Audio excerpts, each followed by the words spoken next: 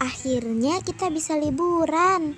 Iya nih, udah berapa bulan ya kita di karantina? Meski begitu, kita harus tetap menjaga jarak dan kebersihan. Betul banget, jangan lupa untuk tetap pakai masker jika keluar rumah. Oh iya Siska, sebelum liburan kemarin sepertinya kita dapat tugas matematika deh dari ibu guru. Oh iya, lupa baru inget. Apa sih tugasnya, Fani? Siska lupa. Tugasnya tentang bab transformasi geometri. Oh iya, yang disuruh mencari contoh transformasi geometri dalam kehidupan sehari-hari bukan sih? Iya, betul. Transformasi geometri itu adalah perubahan posisi, arah, bentuk, atau ukuran dari suatu objek geometri. Transformasi geometri itu ada 4, refleksi, translasi, rotasi, dan dilatasi. Hah? Apa tuh refleksi, translasi, rotasi, sama dilatasi, Giovanni? Ih, kamu belum baca materi yang dikirim ibu guru di Google Classroom ya? Hehehe, ketahuan deh Siska.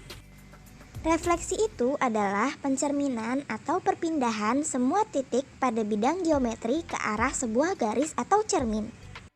Oh, jadi seperti pencerminan gitu ya, Fani? Iya, pencerminan atau refleksi ada yang merefleksikan kepada sumbu X dan ada yang refleksi pada sumbu Y. Refleksi sumbu X itu yang seperti ini bukan sih, Fani? Iya, sumbu X itu yang horizontal. Berarti dicerminkan seperti, oh, apakah pantulan kota di sungai itu termasuk refleksi sumbu X?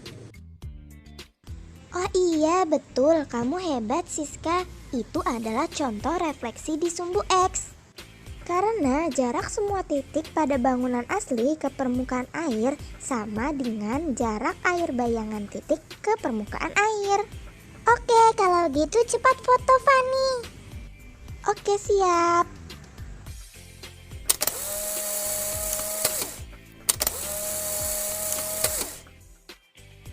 Alhamdulillah, kita udah dapat 1.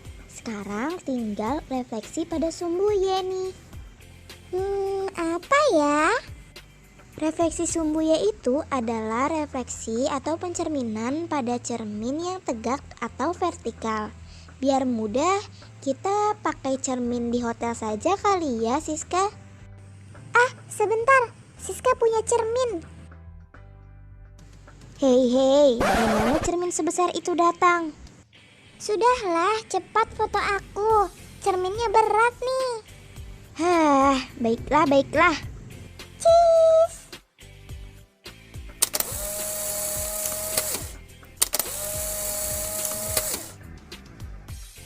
Oke, kita sudah punya 2 nih.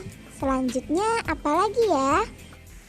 Selanjutnya ada translasi. Translasi adalah pergeseran objek ke arah mendatar, kanan atau kiri, dilanjut dengan tegak atau vertikal, yaitu ke atas atau ke bawah.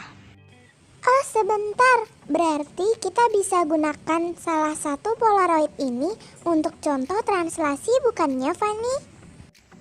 Oh iya, benar. Dengan menggeserkan salah satu Polaroidnya ke kanan atau ke kiri, lalu ke atas atau ke bawah. Iya, yeay, aku yang akan fotokan. Sebentar. Pertama dari posisi awal. Lalu bertranslasi atau bergeser ke kanan. Lalu bertranslasi ke atas. Yeay, kita sudah menemukan contoh refleksi dan translasi. Kurang apa lagi nih, Fani? Oke, kita lanjut yang ketiga, yaitu rotasi. Rotasi itu maksudnya berputar, Fani? Iya, betul Siska. Rotasi itu adalah perputaran semua titik pada bidang geometri sepanjang busur lingkaran. Apa ya contoh rotasi di sini? Oh, coba lihat biang lala itu, Siska. Oh iya, benar Fani. Cepat difoto. Oke, foto sebelum berputar. lalu setelah berputar.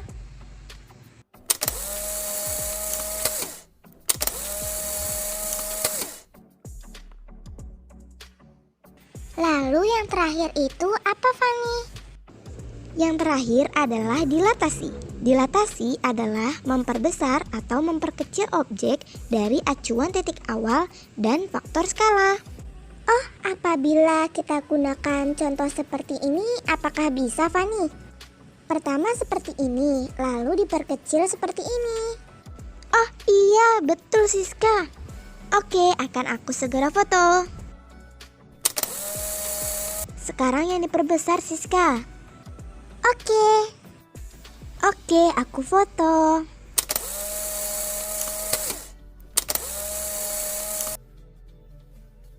Yeay, tugas kita sudah selesai. Alhamdulillah, sambil liburan masih bisa mengerjakan tugas. Betul banget. Sip, cepat kita kumpulkan ke Bu Guru. Oke, siap.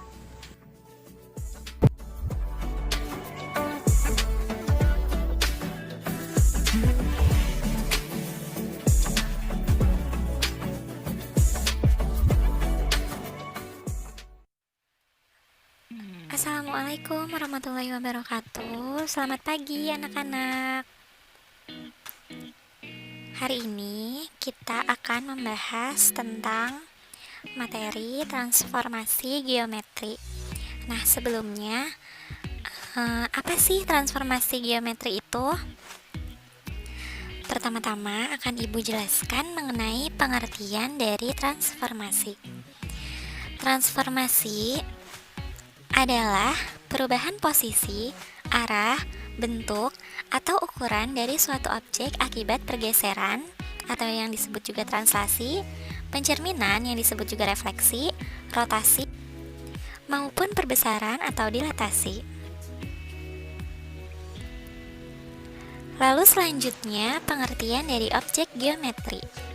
Nah, objek geometri adalah objek matematika yang terdiri dari titik, garis, bangun datar atau yang disebut bidang, dan bangun ruang yang disebut juga dengan benda.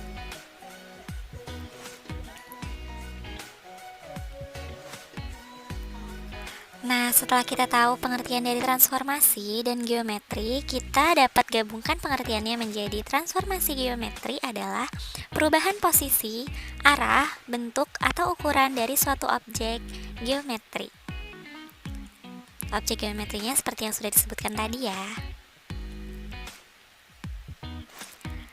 Nah, selanjutnya Francisca dan Giovanni sudah mengirimkan Ibu tugas nih, yaitu 4 gambar. Kita akan klasifikasikan 4 gambar tersebut ke dalam materi transformasi geometri. Nah, materi transformasi geometri itu ada apa aja sih subbabnya? Nah, yang pertama itu ada translasi, pergeseran, lalu selanjutnya ada refleksi, pencerminan, selanjutnya ada rotasi, perputaran, dan yang terakhir nanti ada dilatasi, yaitu perbesaran.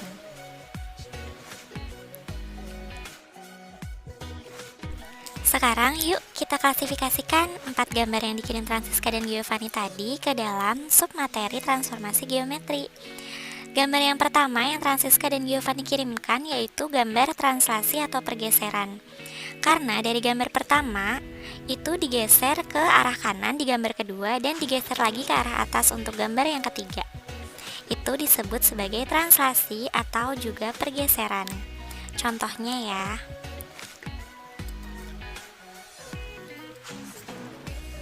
Selanjutnya, untuk gambar yang kedua yang Francisca dan Giovanni kirimkan adalah tentang refleksi atau pencerminan.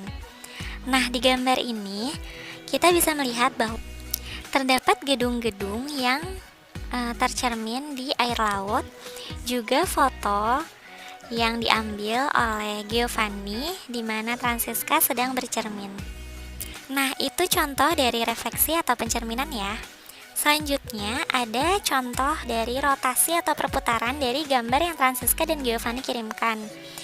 Nah, rotasi di sini yaitu komi diputar atau biang lala yang berotasi atau berputar pada porosnya.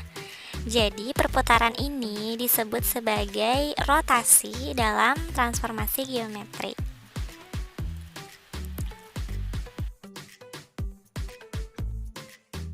Nah, dan yang terakhir, Francisca dan Giovanni mengirimkan gambar mengenai dilatasi atau perbesaran. Mengapa demikian? Karena dari foto ini menunjukkan bahwa awalnya komedi putra atau biang lalainya terlihat kecil. Nah, setelah dilakukan perbesaran atau zoom, terlihat bahwa foto dari komedi putarnya terlihat lebih besar. Hal ini disebut sebagai dilatasi atau perbesaran. Seperti itu. Nah, untuk materi yang akan dibahas hari ini, kita akan fokus kepada materi dari translasi atau yang disebut juga pergeseran. Nah, yuk masuk ke materi yang akan kita bahas hari ini, yaitu translasi atau disebut juga sebagai pergeseran.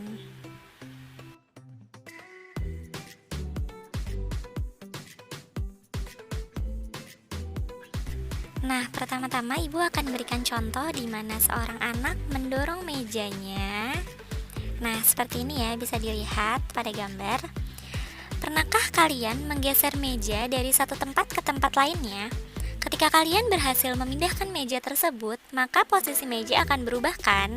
Dari posisi awal menuju posisi terakhirnya. Gerakan memindahkan meja ini disebut sebagai salah satu contoh dari translasi. Sampai sini sudah paham, anak-anak?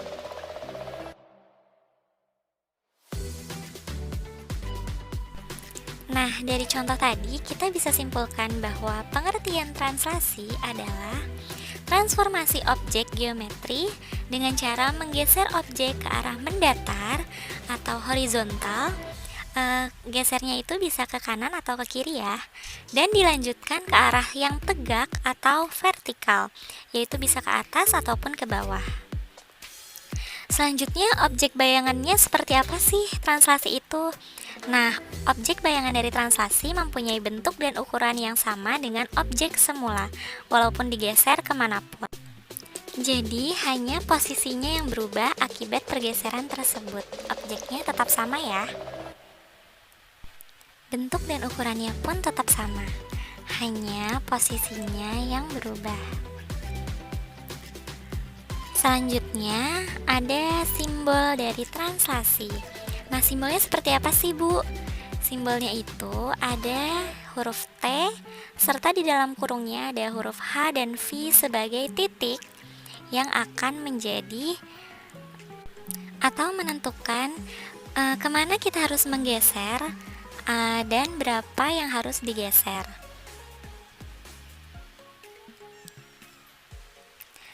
Nah, di sini kita bisa tahu ya, simbol dari translasi itu akan Ibu jelaskan satu persatu.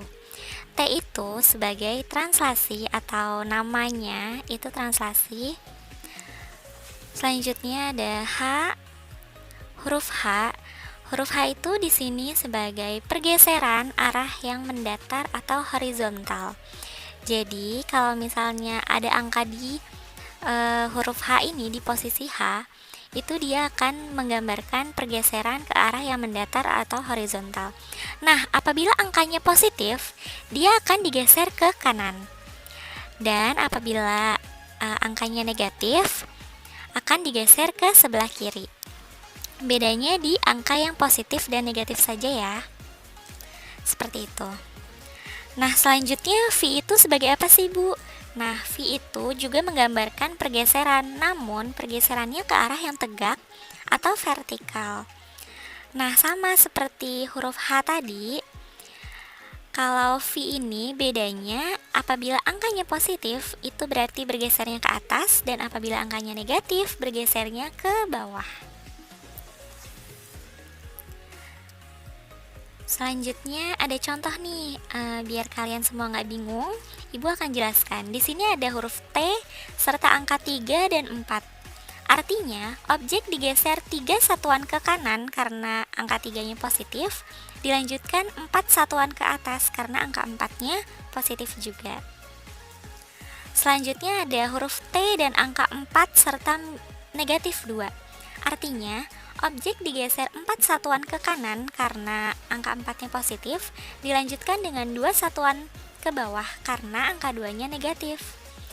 Dan yang terakhir ada angka negatif 1 dan 5, yang artinya objek digeser 1 satuan ke kiri karena angka 1-nya negatif, dan dilanjutkan digeser ke atas 5 satuan karena angka 5-nya positif. Nah, sekarang bagaimana sih mentranslasikan sebuah titik pada bidang koordinat kartesius? Yaitu di sini ada soal bahwa titik A, di mana titiknya itu adalah negatif 2, negatif 4, artinya X-nya di negatif 2 dan Y-nya di negatif 4, digeser 4 satuan ke kanan, dilanjutkan 3 satuan ke atas, yang menghasilkan bayangan dari titik A-nya adalah 2, negatif 1. Seperti apa gambarannya? Mari kita lihat di sini. Ada bidang koordinat kartesius, ada sumbu X dan sumbu Y. Pertama titiknya ada di titik A-nya ada di min 2, min 4. Negatif 2, negatif 4 ya. Lalu digeser 4 satuan ke kanan. Nah, selanjutnya digeser lagi ke atas sebanyak 3 satuan. Jadi bayangan titik A ada di titik 2, negatif 1. Seperti itu ya. Sampai sini sudah paham anak-anak? Nah, selanjutnya kita akan Ibu akan berikan contoh lainnya, yaitu contoh translasi pada grafik. Namun kali ini bukan titik, yaitu bidang atau bangun datar. Ibu di sini akan menunjukkan bangun datar segitiga.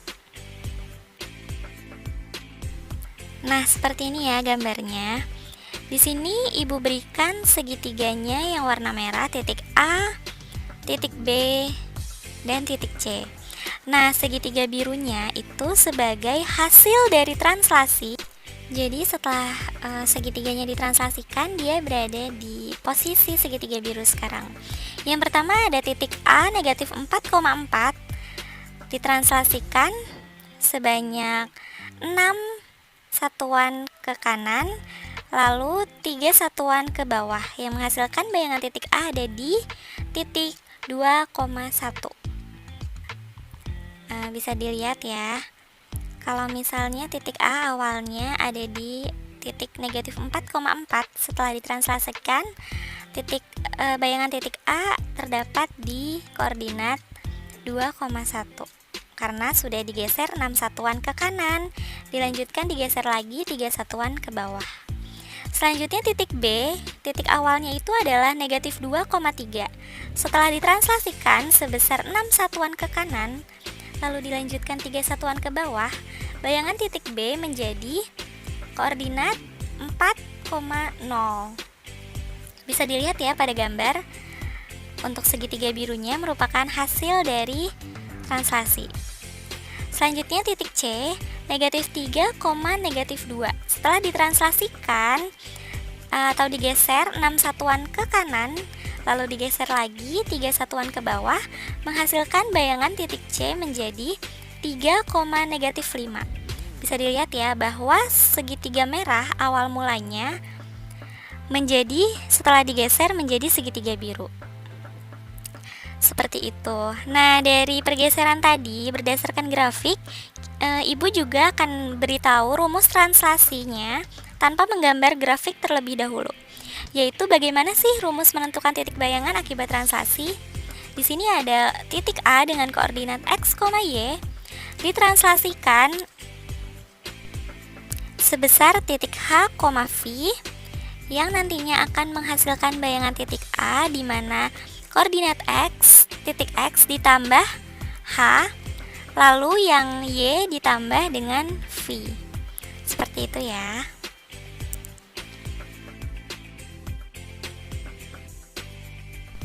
Sampai sini apakah sudah paham anak-anak?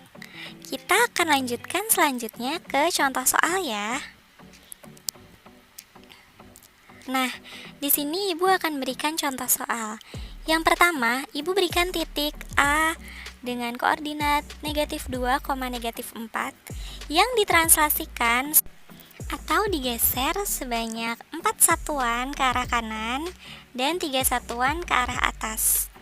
Yaitu hasilnya adalah bayangan titik A negatif 2 ditambah 4 dan negatif 4-nya ditambah 3.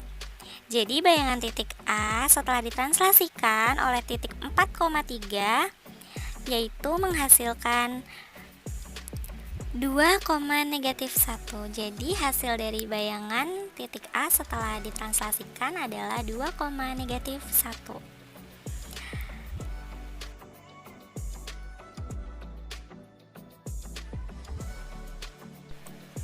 Nah, Ibu akan berikan lagi contoh yang kedua, contoh soal yang kedua, yaitu Ibu memiliki titik L 5,1 yang ditranslasikan atau digeser sebanyak 6 satuan ke arah kiri, lalu 2 satuan ke arah bawah.